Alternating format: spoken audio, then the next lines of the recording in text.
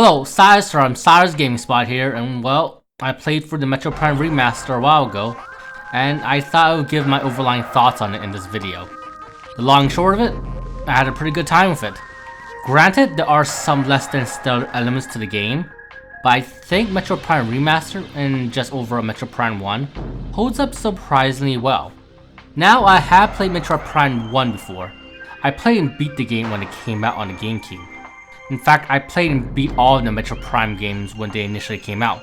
So I am probably in the demographic that has a high amount of nostalgia for the game, and was predestined to like the remaster, no matter what, unless it was an incredibly bad port. But still, Metroid Prime 1 being the first Metroid game to jump into 3D did get me to think if it was going to feel age, since generally speaking, the first step into 3D does have its growing pains. Especially since this game is set in the first person perspective, and the GameCube controller didn't really have the control scheme to accommodate what is essentially now the standard FPS control scheme, since it only had one analog stick, as in singular, so... Yeah, I mean, it had the C-stick, but that thing was definitely not meant to be a second analog stick, with how stubby and stiff it is. So I walked into the game expecting some old jank, for lack of a better word. But my playthrough of the remaster went smoother than I thought. Let's first talk about the changes that the remaster brought to Metroid Prime 1. Now, not much has changed from the original, with the remaster having stayed pretty faithful to Metroid Prime 1. The only notable difference I noticed is obviously the graphical upgrade, which is really substantial. And I have to give Retro Studios a pat on the back, with the visuals not only looking top notch for the Switch, but also keeping with the spirit of the original, which is an aspect some remasters and remakes struggle to do. The performance has also been great. The only other difference in the remaster that I could tell is that you can change the control scheme, which is a pretty good quality of life feature. Besides those aspects, I think the remaster is mostly the same as the original, so from here on, I will just be discussing how Metroid Prime 1 holds up as a game overall to this day.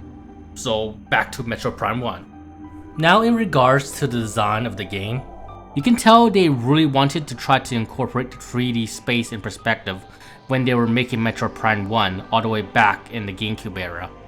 The way how you encourage to look around each room to find a way forward, or to find irregularities in the environment to find secrets.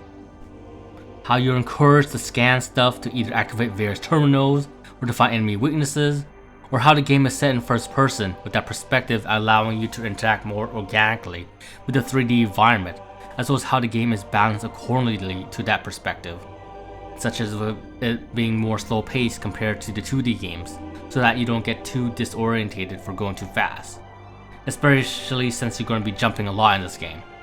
So you can see that they put a lot of care into translating the 2D Metroid formula into 3D, and I think it works pretty well to this day.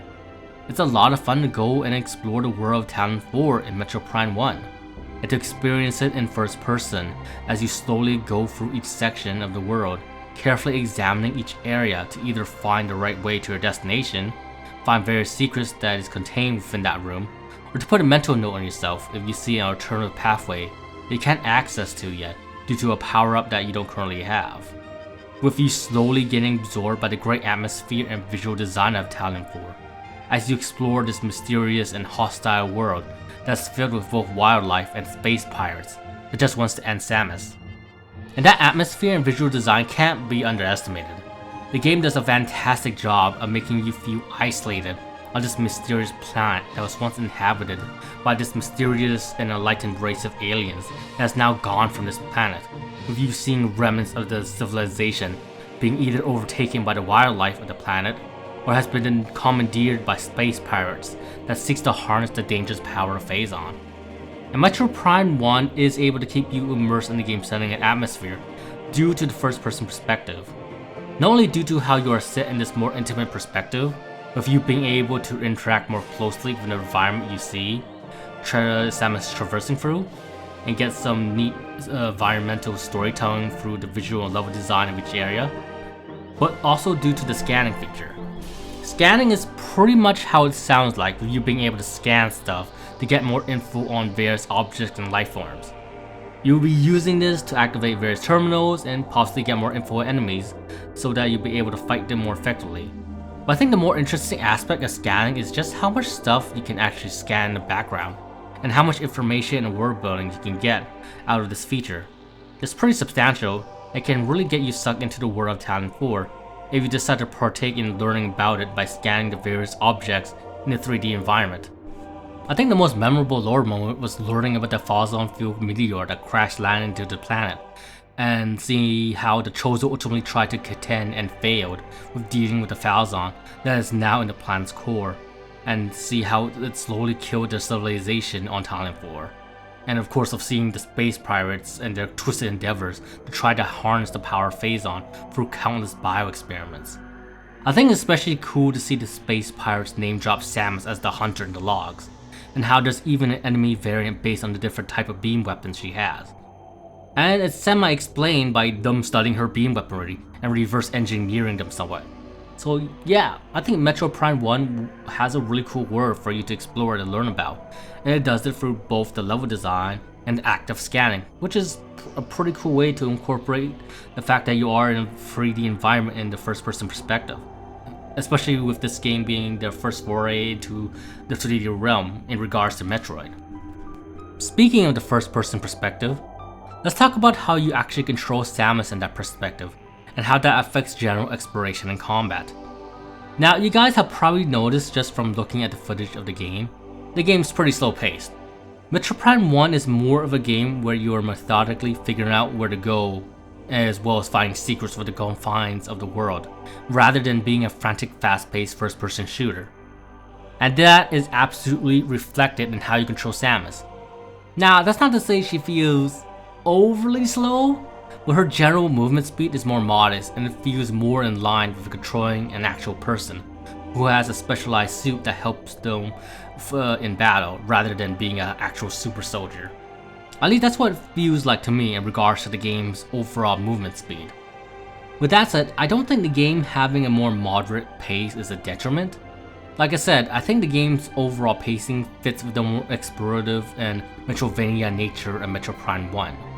In regards to its 3D world, with it really encouraging you to carefully examine your surroundings to both find your way through, as well as finding secrets, with a more moderate pace allowing you to more easily notice crucial details as you're traversing through the world.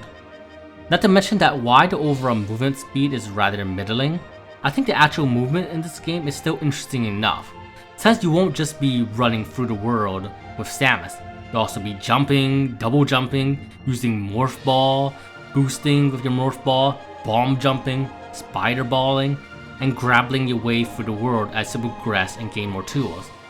Add in the vastness and verticality of Talon 4 and the Metroidvania nature of the game in regards to how you are constantly trying to find your way through, and even going back to previous areas to open up new paths with the new tools you have. And you got a satisfying game to explore with movement feeling pretty fun, varied, and engaging. Well, for the most part. So, the movement seems to work pretty well in regards to the exploration. But, how is combat handled in Metroid Prime 1 and how does it work? Well, it's pretty self-explanatory, with it playing kind of like a traditional FPS, with you basically maneuvering around the different type of enemies that are in the game, with you using your various beam weapons and missiles to take them down. Now note I said kinda plays like a traditional FPS, and that's because of how aiming works. Remember how I said near the start of the video how the GameCube controller didn't have a traditional dual stick layout, and how that would make Metroid Prime 1 feel a bit janky in some areas when you're playing through it? Well, that area is in the aiming. In the original Metroid Prime 1, you didn't fully have access to the Y-axis when you were traversing through the game. You know, aiming up, down, and all the variations that have to do with those axes. You had to hold a button, which then allow you to be able to aim freely around you. And while you were in aim mode, as it were, you would stop to a standstill. Now, that's the original control scheme, and there is an option to have a traditional dual stick control layout to use in the remaster. But you can see that this game was designed around the old control scheme, especially in the combat sections, where the flow of combat is more about maneuvering and using the best type of beam weapon against a type of enemy that you're locked onto, rather than it is about aiming. And it's like that for most of the game. There's not really any aiming challenges in this game. The aiming is mostly used to survey the area to figure out where you need to go and finding secrets. This is especially true for using the different type of visors you get, which is great for the exploration parts, but it's pretty non-existent for the combat section, so you won't ever get the same feeling of satisfaction you get from hitting your target like in a traditional shooter. But that can be okay if the other parts of combat are engaging. Is it? I'm probably not the best person to ask in hindsight, since I accidentally played the game on easy. What I mean by that is that when I was starting the remaster, I was actually with my cousin, and I wanted him to try out Metroid Prime 1 a bit, since I thought it was a cool game when I played it when I was a kid. So yeah. And while you were setting up, they picked the easy difficulty, but I was looking at something else when they were setting up, so I didn't know I was on that difficulty until much later. In fact, I didn't even know what difficulty I was at until I beat the game. And that's mostly because whenever I would take a break, I would just put in rest mode, so I never went back to the main menu and saw the difficulty that was on. Now, there's no shame on playing the game on easy.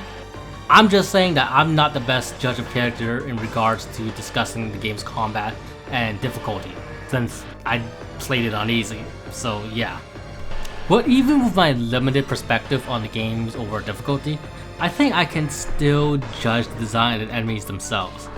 And I wouldn't really say they're too engaging. Most of the countering in the game can be done in the same way via shooting and side jumping around your enemies. There are times where you have to maneuver behind their back to hit the weak point, but the tactic still remains the same, which can make battles feel a bit samey. I think the more interesting aspect of combat is definitely getting different type of beam weapons and using them on the enemies you face as you progress the game.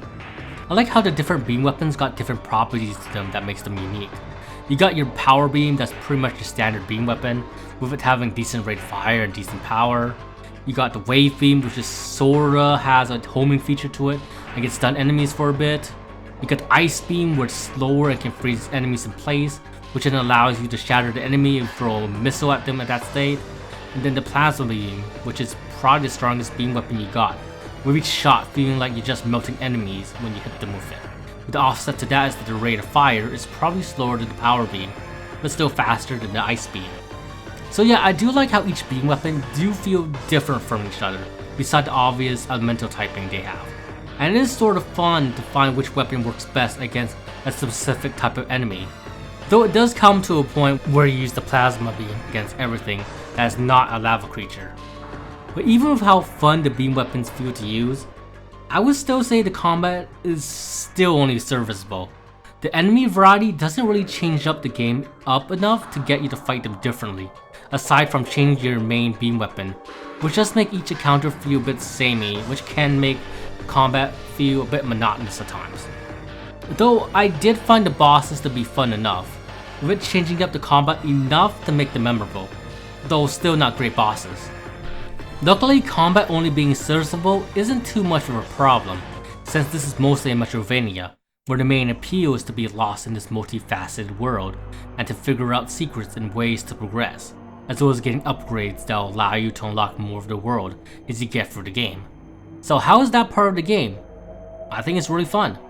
I think the game does a good job of making each area feel expansive and labyrinthine, with there being a lot of meaningful branching paths, varying elevation, and interesting terrain and obstacles to traverse through. The path forward isn't always so obvious, which really gets you to really study your environment and the map, which can be really satisfying and fun to do. I also love how the game will guide you to a point of interest on your map after some wandering round. What's great is that it just shows you the route where you need to go, not the actual pathway, so you still get to do the fun part of trying to navigate your way through. You just have a more focused goal, which I think is fantastic.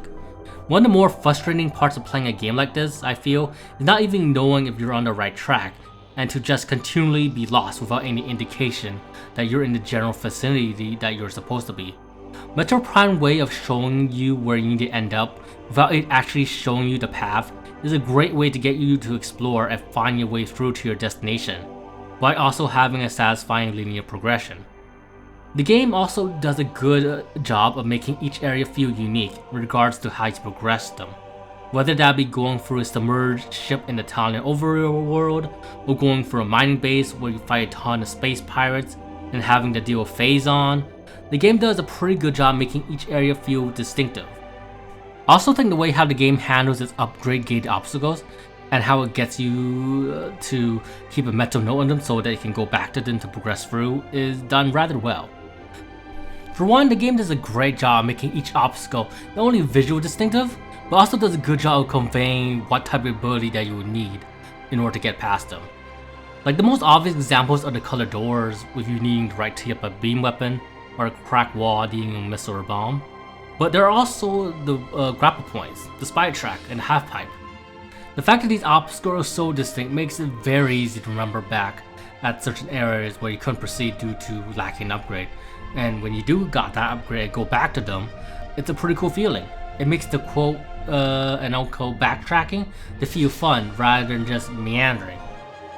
The second aspect I like about the upgrades in this game is that I think the upgrades themselves are really interesting to use and add a lot to how you interact and even traverse the world. Like the beam weapons might seem meh on the surface in regards to how they affect general exploration, since they're literally only used to open locked doors, but they're also weapons, so it's fine they only unlock certain doors since they have combat application, in which the beam weapons does a pretty good job of differentiating itself. With other upgrades, I think they're cool as heck. It's rad to be able to stick yourself to a spider-bot track and to be able to essentially climb the walls and ceilings to go to places that you can't walk or jump to use the boost bot to get enough momentum to go up the half pipe, to double jump on platforms, to using your grapple to swing from point to point. That's all cool as shit. It makes traversing the world to be fun and make those upgrades to feel very substantial again, and makes you want to go back to previous locations to use those upgrades to get to previously blocked off areas. So far, the Metroidvania part of the game seems pretty good so far, right? Well, there's one problem. Tedious backtracking. Now, I did say some of the backtracking is satisfying in regards to revisiting old locations to open up new paths with the new upgrades you get, and that part is true for the most part, but the game can take it a bit too far at times in regards to how much distance you have to backtrack to, with you having to travel for 2 zones to get to where you need. Most notably going through the Magmar Cavern. I swear, almost all the zones in this game uses Magmar Cavern as an in-between. So that can be pretty annoying and is one of the major flaws in regards to how the individual zones connect to each other. I also think the Chozo artifact hunt is kinda mishandled in regards to when you get the notification for it. Like, I don't mind the hunt itself. I think it's cool to try to piece together the hints that you get from each of the stone statue in the Chozo ruin, and then go to try to find the artifact in the world itself. The hints at least doing a good enough job of narrowing down where you need to go and specifying the things you need to get the artifact. I think the problem with the hunt itself is when you get the notification for the Chozo artifact itself, and the number of Chozo artifacts you need to get. Firstly, the timing. You generally get the notification near the ending of the game, which can make it feel like padding since you need to get all of the Chozo artifacts in order to progress the game. I mean, theoretically, you can get them earlier, but without the notification to direct you to the Chozo ruin so that you can get the hints earlier, it's pretty unlikely that you're going to be getting all the artifacts naturally before the endpoint. This in turn means even more backtracking in the game, which is a big problem with how the zones are set up with each other. Secondly, the number of Chozo artifacts. Frankly, I think the number of Chozo artifacts that you need to get is a bit overkill, with the number being like 12. Like, the high number itself is already going to add to the feeling of it being padding, but there's also the fact that not every Chozo artifact is that exciting to find. Granted, there are some that gets you to do some rad shit in order to get it, like bombing a wall to have access to a hidden outer arena, using a missile to blow up the tower at the top of a pirate ship after getting a good angle on the explosive fuel cell, or using your plasma beam to melt the ice on the Chozo statue as blocking the way. And the last part is sort of cool since you don't really need to melt stuff much in the game to begin with. But for every cool one, there are like 1 or 2 artifacts that are very boring to collect. Like one being underneath a pool of water where you need a wave beam to open a door. Another being that you just need to go back to a Phazon field tunnel with your Phazon suit. Stuff like that. Like, it isn't awful you have to do stuff like this. I mean, is essentially around the same thing you're already doing to find regular upgrades in the game, but the fact that it's mandatory that you have to collect 12 of them, as well as how these artifacts doesn't even give you an actual upgrade to Samus herself. Those are the aspects that make the artifact hunting feel very mundane, and not that satisfying to find, with it feeling like you're going through a checklist at the end of the game. At least in regards to half of the chosen artifacts. So if there are weak points to the Metroidvania elements of the game, it is this and the backtracking, which is unfortunate to some degree. But overall, I think the Metroidvania aspect got done pretty well, especially considering that this was essentially the first 3D Metroidvania game in the series. And I think that Metroid Prime 1 is just a really good game in general. Does it have flaws? Yeah. The enemy variety doesn't really change up the combat enough. How the zone is laid out is pretty egregious, and how it forces you to do a lot of meandering backtracking through the Magmoral caverns, and the Chozo artifact hunt can feel like padding. But what the game offers as a whole is still an incredibly fun 3D Metroidvania game. It has an interesting world to explore, with an interesting upgrade system that makes it fun to interact and open up more of the alien world Talon 4, with there being tons of secrets and meaningful upgrades to collect. And it does it in a way that makes the 3D perspective to feel meaningful, with how the first person perspective was implemented, even if it does overuse the scaling bit.